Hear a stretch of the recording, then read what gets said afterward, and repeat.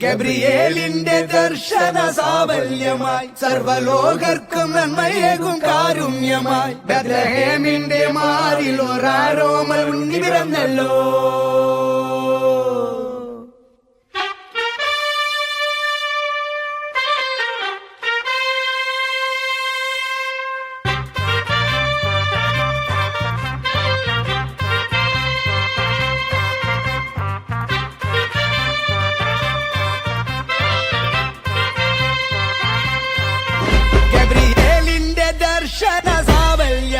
സർവലോകർക്കും നന്മയേകും കാരുണ്യമായി ബത്ലഹേമിന്റെ